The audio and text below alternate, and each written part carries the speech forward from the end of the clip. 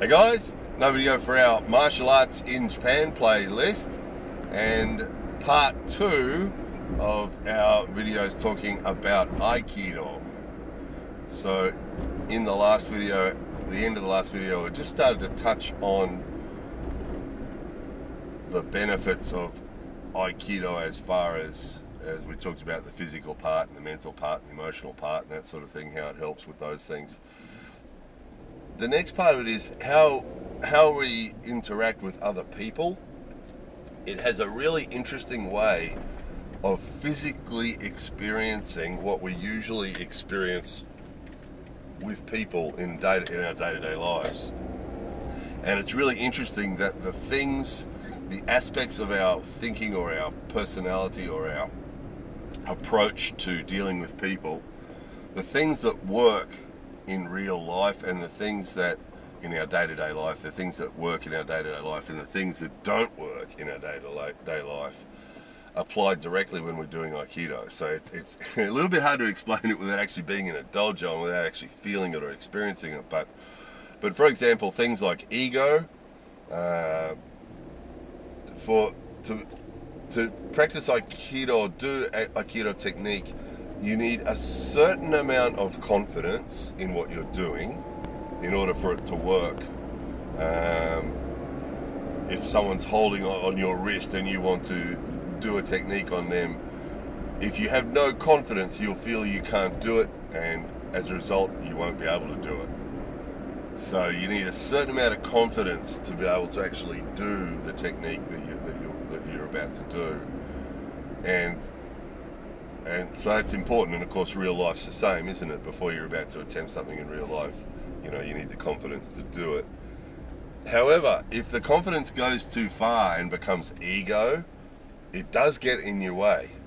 And you'll experience this in the dojo, particularly with beginners will come into Aikido and, some big guy with big muscles comes along and holds onto some guy's wrist or some girl's wrist and they move him. He's standing there trying not to be moved, and they move him. And then time to change, and they're holding his wrist, and he's trying to move, and he can't move. They're stopping him moving. And the ego kicks in, and you can see it sometimes. They try to use force, and because that won't work either in Aikido. That force doesn't work, muscle doesn't work. And they'll try to use force, and it won't work. And you can see them getting frustrated, and that's ego, right? That's the ego problem. And that's real life too, isn't it? In real life, quite often, people have confrontation with other people or dramas with other people as a result of their ego. Someone says something to them or does something that upsets their ego, and then they react negatively to it, and they end up in some sort of drama of some description because of their ego. And so it's really interesting. There's endless examples of this, that things that we experience in our real life, in day-to-day life, that you get to confront them in the dojo. It brings out these things in the dojo, and you start to become aware of them and realize that these things, you can start to see more clearly which things are important and useful to you, like confidence, but which things will get in the way of you doing things like ego. So that's one example. Another one is that obviously in a dojo you get a whole variety of people. So you get young people and old people and small people and big people and gentle people and rough people and all sorts of different people, different personality types. And usually in an Aikido dojo you keep swapping around and keep practicing with all the different people. So in most Aikido dojo, at some stage you will do some practice with almost everybody in the dojo. That's usually how it works. And so what inevitably happens there is you'll find there are people that you find easy to practice with or you're comfortable to practice with, and there'll be other people who you find difficult to practice with or uncomfortable to practice with. And there's a natural thing in people that the people who are difficult to practice with or who we're uncomfortable practicing with, we won't want to practice with them. And when it comes time to partnering up, the teacher just says, partner up. And you turn around and that person that you don't want to practice with is standing there, looking at you. And because that's life, isn't it? You know, it's easy to get on with people who are easy to get on with. You know, that really nice, friendly person who's really easy to get on with. You know, it's easy to get on with them, isn't it? It's the difficult people that are difficult to get on with, obviously, right? And a lot of this stuff does sound obvious, but, you know, in day-to-day life, it's what we struggle with, isn't it? You know, that coworker that we don't want to work with, but, you know, we find ourselves rostered on to work with them, or, you know, that family member that we don't particularly get on with, but we suddenly find ourselves, you know, having to do something with them and spend time with them. And Aikido's really good for that, because you actually start to realise that the people that you don't want to practice with are usually the ones that are best for you to practice with, you know, for whatever reason. One example for beginners is, you know, people who are particularly rough. You know, usually Aikido, usually aggressive people don't usually last in an Aikido dojo. It doesn't sort of appeal to aggressive people so much. But on the scale, you will find that there are people in the dojo who are more aggressive than others, and will be a little bit rougher and not so gentle with people, and often beginners don't like practicing with those people because they can hurt you if the nature of the techniques, if someone is too rough and not gentle, or not, particularly if a bad combination is if they are rough and not gentle and also not skilled. That can be a really bad combination, because when they apply a technique, it can actually do damage. You know, you can break someone's collarbone or their elbow or wrist, or, you know, fingers or toes, or, you know, you can actually damage people if you're not skilled and you're a bit too aggressive. People can get hurt. And again, here's some more Aikido practice that relates to real life kicking in. Is the only way to deal with people like that is to relax and be as flexible and go with it as much as possible.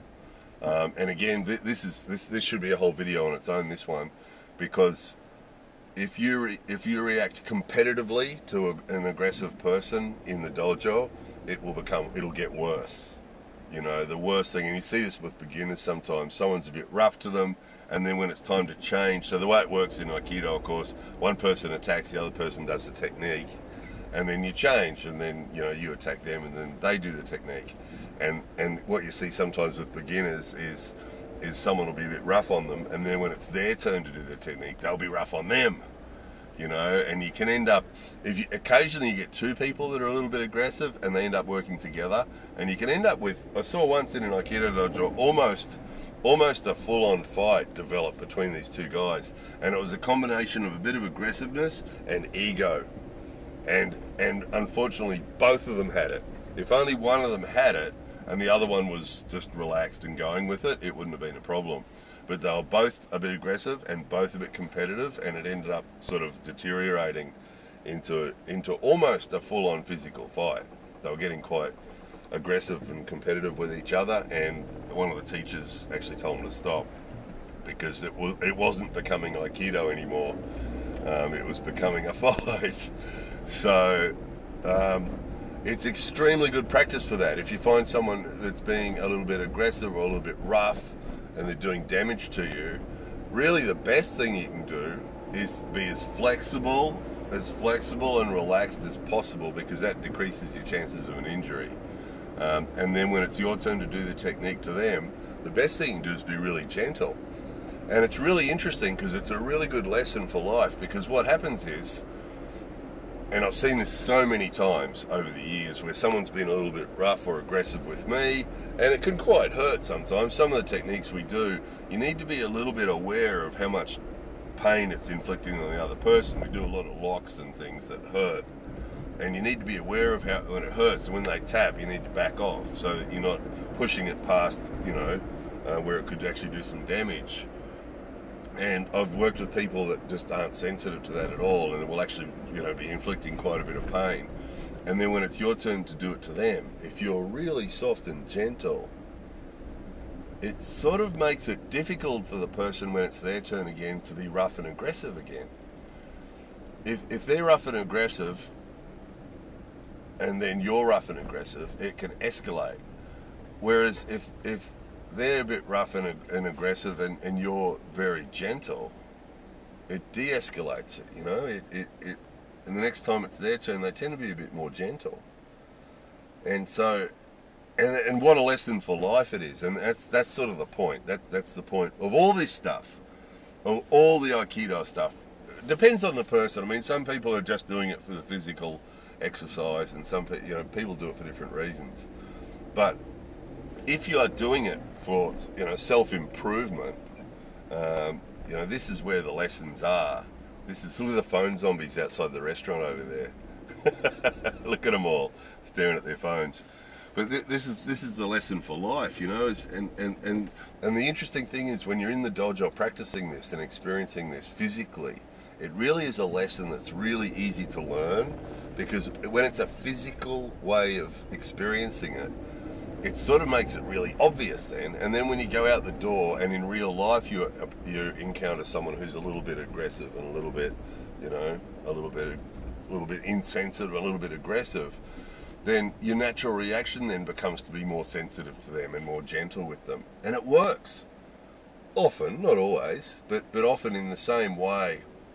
In the same way that in the dojo, you know, being nice and gentle to a person who's been a bit rough results in them being more gentle. You know, in real life it's often the case too. It's really hard for a person to fight a person who's not fighting them.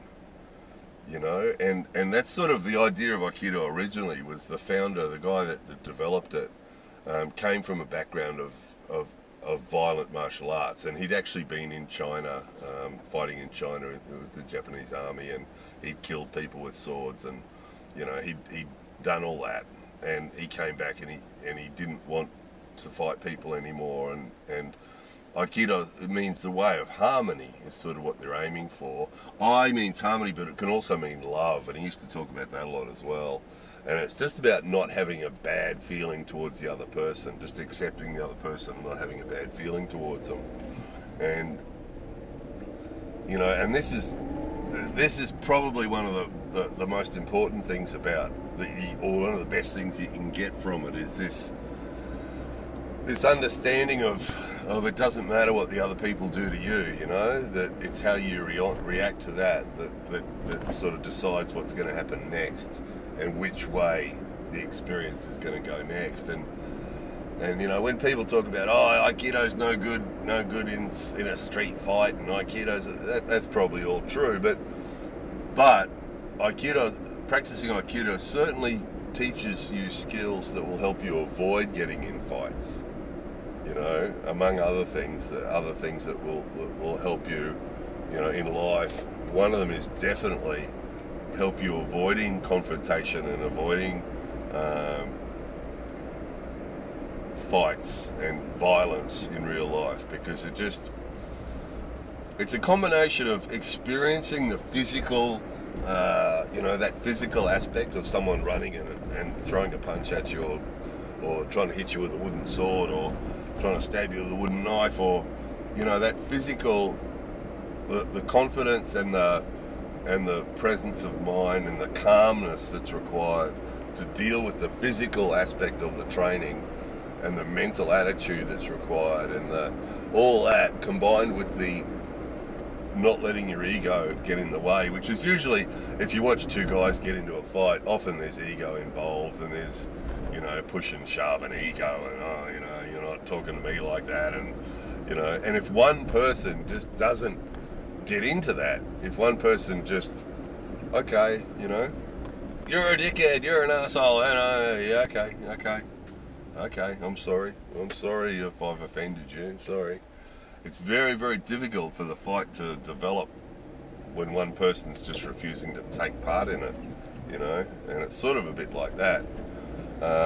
Not to say, and again, it's a shame we're not actually in the dojo, we're talking about this, we're going to have to do a video in the dojo to show that the way Aikido works is sometimes you just let something go straight past. Someone throws a punch and you just turn and avoid it and let it go straight past. And that's the same in real life, isn't it? Someone abuses you and calls you a name in the traffic when you're driving the car, or, you know, someone says something or does something to offend you. And sometimes the best thing to do is just not react to it at all. Just let it go past. And that'll be the end of it. Sometimes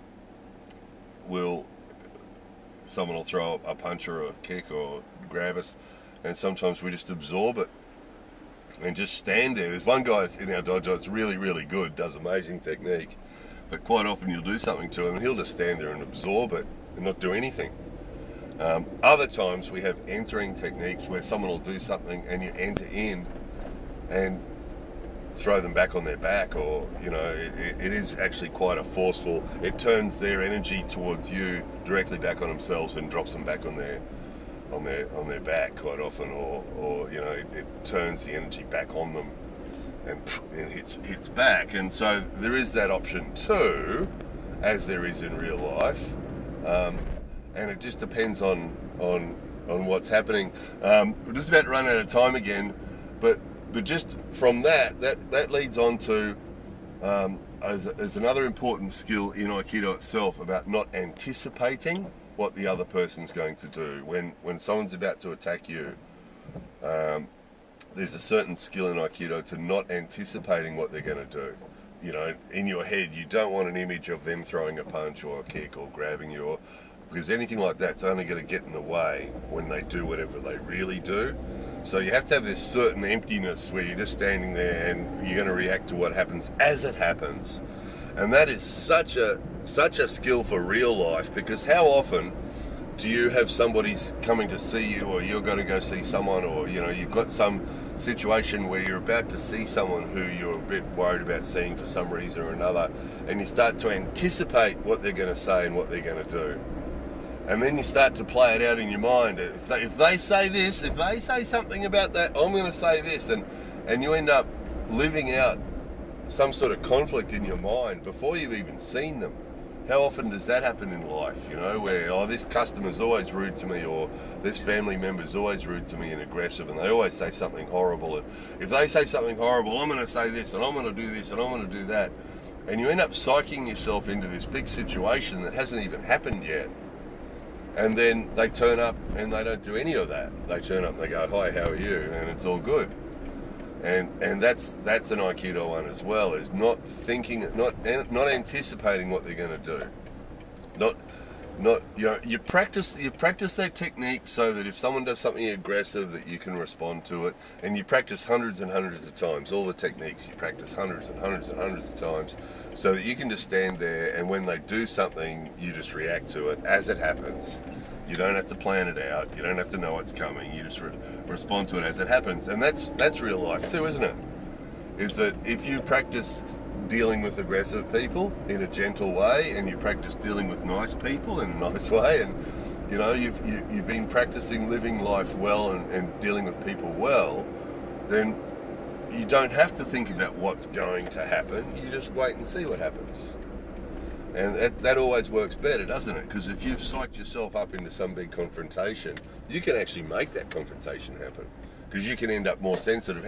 How many people recognise that either themselves doing this or someone else doing this, where they've psyched themselves up so much into something happening that they sort of make it happen? Because when the person turns up, they're sort of all sort of super sensitive, and the person makes some innocent comment and they snap, and they make the drama happen. They make the confrontation happen, whereas if they just hadn't said anything, probably the confrontation wouldn't have happened at all, So we all recognise that situation, don't we? Either we've done it ourselves, or someone's done it to us, or we've seen someone else do it to someone else. So it does happen. So Aikido's another one for learning to avoid that. So anyway, hopefully someone's finding this interesting, either to it's mainly to answer the question from the guy that asked the question about, Aikido, what's in Aikido and what can you get out of it. Well, it's mainly to answer that question, and then maybe someone else who's watching will be interested in that as well.